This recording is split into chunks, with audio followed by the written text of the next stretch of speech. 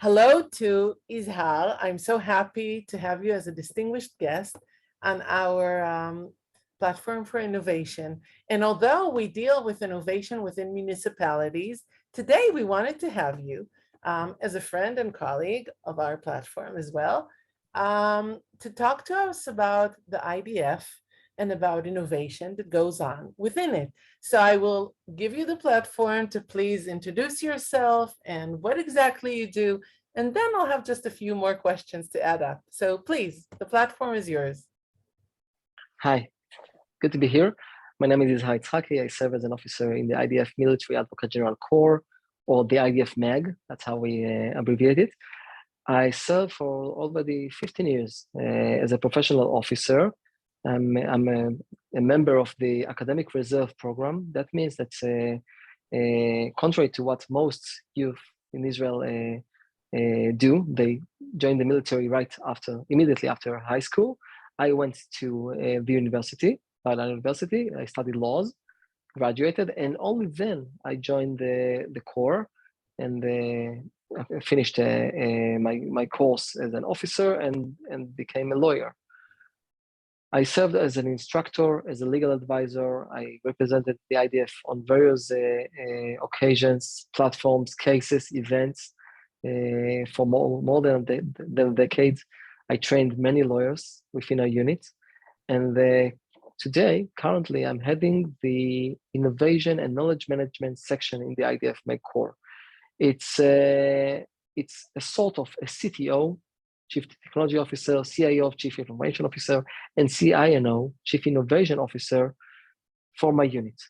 On most other large organizations, such amount of work requires 3 people. Yeah. But I'm one person, but I have a wonderful team of about 10 people currently, and together we innovate, we repurpose, introduce new ideas, new technologies, new procedures to our unit under the umbrella of what is usually called within my profession legal technology and legal operations, legal tech and legal ops.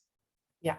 So we thought today that you could share with us an example of an innovative product of your organization, which has to do with with the process of the trial and what are the outcomes, because after all, this is the unit you work with.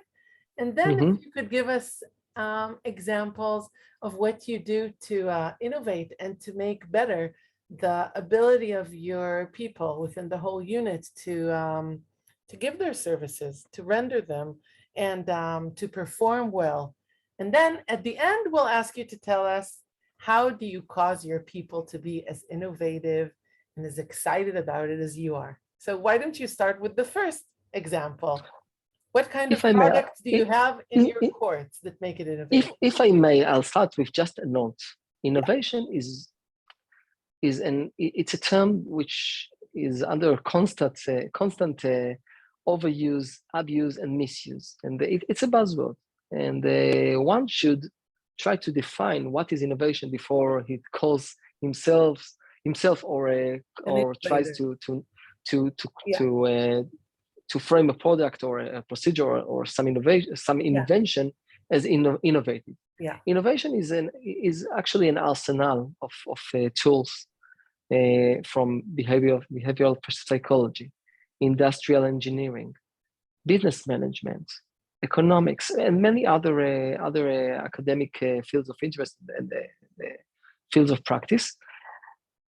And we take, as innovation managers, as head of innovation in my organization, and I'm just one of many, because in the IDF we have a full division in the staff in the headquarters that deals with innovation, and I'm working under their directive.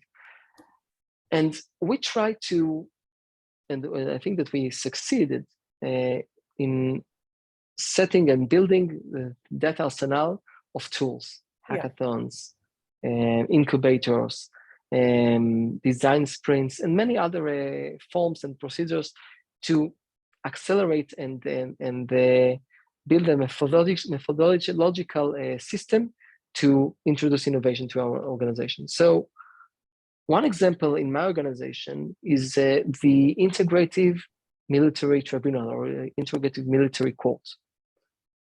Usually military penal proceedings, yes, criminal proceedings are starting with at one point, and the end point is very clear. If someone is guilty, he will be charged and he will be punished. Yes. And it's not just me, and actually it's somebody else. I just represent what they did. The military courts, the prosecution, the military defense, the human resources the directorate, and I think that it's called directorate because it's a large division in the IDF. Anyway, they together gathered around one table, and it's not a rare occasion. They sit a lot under the same table because they have to deal with many issues.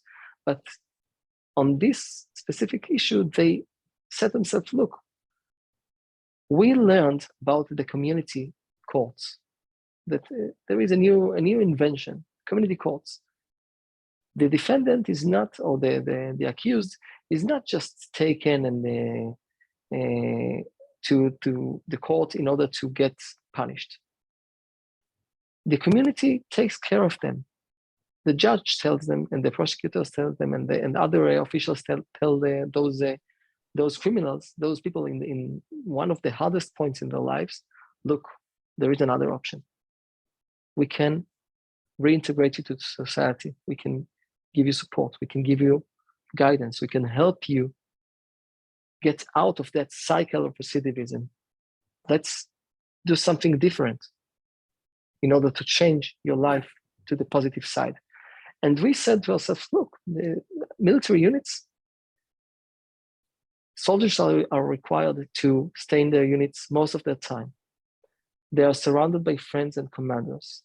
The IDF can provide guidance. It's actually one of the main tasks, the main reasons that we select commanders and put them in charge of soldiers, to guide them, to help them, not just to get them to accomplish their mission, because the mission, of course, is the first and foremost thing, but we also take care of people. And we built a full system parallel to the normal system for those who fit to that course, to allow them to reintegrate, and they get out of the court with a plan, with a program. If they fulfill their assignments of the program, they will not have that stain on their record. They will not be punished. They will get out of the military with honors. An opportunity for a new page. Yes, blank page and a good life. And the IDF is a military built on mandatory service. That means that we get most of the people in society. We get everybody. Those who are coming from more fortunate background, and those who are coming for a lesser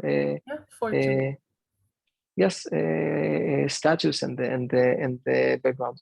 Yeah. And I think that it works. And even the IDF Chief of Staff has thought so, and we won on the first prize in the first IDF Innovation Prize contest. Amazing. And this is one example of innovation which is utterly not technological. It's procedural, it's conceptual, it's structural, but it's not technological. Absolutely. And the second example in the short time that we have, if you could just sum up for me, I understood from you when we prepared for the talk that there's some kind of a new cloud that you created. Yes. Can you tell me what that cloud is? Yes, law officers. Yeah, of course. Law officers and the lawyers are not renowned in the world by their technological skills. We are not the best. right? We love books and and paper, and please don't interrupt my work. I know what I'm doing for the last 20 years. I'm gonna do it for the next 20 years. But I think that there is tectonic change also in our practice, both as just lawyers, and I refer here to private lawyers, and as public lawyers, including us, the military and security lawyers, and defense lawyers. Yeah. Anyway, we introduced to the IDF MAG. It's a unit of many dozens of lawyers, both in the regular and in the reserve service. We gave them my section a new system. We developed with many partners in the IDF a new system built on a large platform by a very well-known enterprise and a global company. We took the platform and we modified it and customized it to our needs. We built a full taxonomy, a full dictionary of the legal and the organizational terms that we use. We tagged our documents and our cases. We built full management control and control mechanisms for our commanders to have BI, business intelligence, regarding the procedures, to allow the lawyers and the officers who are actually taking in charge of each specific case and each specific work to have all the documents in one place. And wherever they are, they can get a tablet in court and try to start looking for their cases and precedents in order to fulfill the duty as officers of the court in real time. This thing is something we couldn't do it before. 2022. This is really yes, we couldn't do it before, and many other lawyers are still not there. I have to say that we are still, we are not finished. We are only at the beginning. It's hard. Disseminating this new practice, integrating new systems, advanced systems, including sophisticated search mechanisms and BI mechanisms, it's not easy. Yeah. But once we started, we can't go back. We won't go back. The officers want more. And when you give them the slightest advantage in court, they'll go for it. They recognize it and they want it. They wouldn't take anything else. They want this system now, and they want it working. I must tell you, I gave one officer. It's not that system. It's another system. It's a CRM for disciplinary procedures, and I built them a dashboard, a BI dashboard, allowing them to see whatever is going in there in the unit. And one day they didn't ask for it; they just wanted the CRM. But one day, I'm early in the morning. Someone calls me, and I say, "Well, it's the head of the disciplinary procedures section." Okay, what's going on? The dashboard it doesn't work. So what happened? You just wanted the CRM. It was a bonus. It was an addition. You didn't ask it. But now they are working with it, and they love it. And that's a technological example. Exactly. So first of all, I want to make clear that we will want to come back to you and see what other amazing things you've been doing. For anyone who's interested to ask any questions, please forward them to us, and we will forward them to Izhar. I want to thank you. I know you have a very harsh schedule for giving us your time, and we hope to hear of more innovating things from you in the future. Thank you very much. I'm also looking forward to see and hear from you. We are learning a lot from the civilian sector and from the municipal and the public sectors. Exactly. We are working as open innovators. So looking forward to see and to meet again. Thank you very much. Thank you so much, Izhar. Bye-bye.